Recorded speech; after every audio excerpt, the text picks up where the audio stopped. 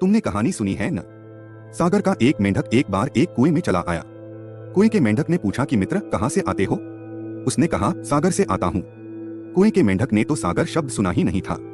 उसने कहा सागर, यह किस कुएं का नाम है? सागर से आया मेंढक हंसने लगा। उसने कहा यह कुएं का नाम नहीं है। तो सागर क्या है? बड़ी मुश्किल हुई सागर के मेंढक को, वह कैसे समझाए सागर क्या है।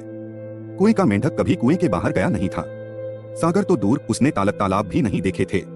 कुएं में ही बड़ा हुआ, कुएं में ही जिया। कुआं ही उसका संसार था, वही उसका समस्त विश्व था। कुएं के मेंढक ने एक तिहाई कुएं के छलांग लगाई और कहा इतना बड़ा है तुम्हारा सागर? सागर के मेंढक ने कहा मित्र तुम मुझे बड़ी अड़चन में डाले दे रहे हो, सागर बहुत बड़ा है। तो उसने 2 तिहाई कुएं में छलांग लगाई। उसने कहा इतना बड़ा है तुम्हारा सागर? सागर के मेंढक ने कहा कि मैं तुम्हें कैसे समझाऊं, तुम्हें कैसे बताऊं, सागर बहुत बड़ा है। तो उसने पूरे कुएं में एक कोने से दूसरे कोने तक छलांग लगाई। उसने कहा इतना बड़ा है तुम्हारा सागर? और जब सागर के मेंढक ने कहा यह तो कुछ भी नहीं है, अनंत अनंत गुना बड़ा है, तो कुएं के मेंढक ने कहा तेरे जैसा झूठ बोलने वाला मेंढक मैंने कभी देखा नहीं। बाहर निकल, किसी और को धोखा देना। तूने मुझे समझा क्या है? मैं कोई बुद्धू नहीं हूं कि तेरी बातों में आ जाऊं। इसी वक्त बाहर निकल। इस तरह के झूठ बोलने वालों को इस कुएं में कोई जगह नहीं। यह कहानी बड़ी अर्थपूर्ण है। यह आदमी की कहानी है। सुकरात को जब जहर दिया गया तो एथेंस के जजों ने यह निर्णय लिया कि या तो तुम मरने को राजी हो जाओ और या फिर तुम जो बातें कहते हो वे बातें कहना बंद कर दो।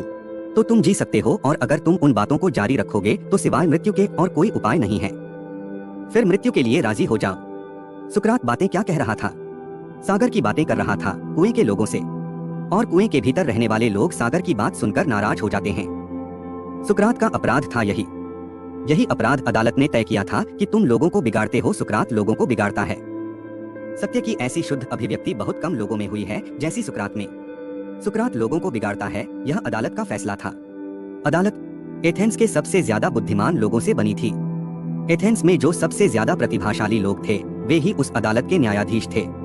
उन्होंने एक मत से निर्णय दिया था कि तुम चूंकि लोगों को बिगाड़ते हो, खासकर युवकों को डोट, क्योंकि बूढ़े तो तुम्हारी बातों में आने से रहे, युवक तुम्हारी बातों में आ जाते हैं। क्योंकि बूढ़े तो इतने अनुभवी हैं कि तुम उनको धोखा नहीं दे सकते। बूढ़े मतलब जो कुएं में इतना रह चुके हैं कि अब मान ही नहीं सकते कि कुएं से भिन्न कुछ और हो सकता है। जवान वह जो अभी कुएं में नया आया है और जो सोचता है कि हो सकता है कि कुएं से भी बड़ी चीज हो, कौन जाने। जवान में जिज्ञासा होती है, खोज होती है, साहस भी होता है, नए को सीखने की तमन्ना भी होती है। बूढ़ा तो सीखना बंद कर देता है। जैसे जैसे आदमी बूढ़ा होता जाता है वैसे वैसे उसका सीखना क्षीण होता जाता है। और जो आदमी अपने बुढ़ापे तक सीखने को राजी है वह बूढ़ा है ही नहीं। उसका शरीर ही बूढ़ा हुआ, उसकी आत्मा जरा भी बूढ़ी नहीं है।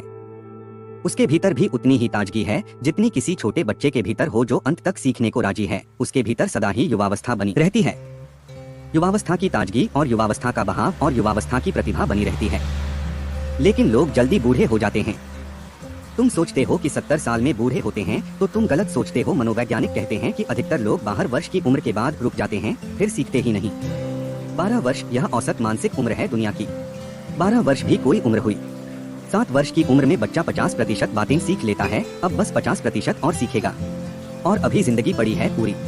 और 12 वर्ष की उम्र तक पहुँचते सब ठहर जाता है। फिर सीखने का उपक्रम बंद हो जाता है।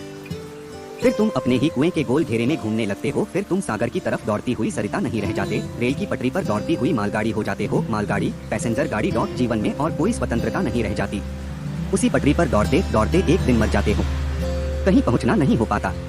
अधिक लोग तो मेरी बात नहीं समझेंगे तो गलत समझेंगे तो कुछ का कुछ समझेंगे।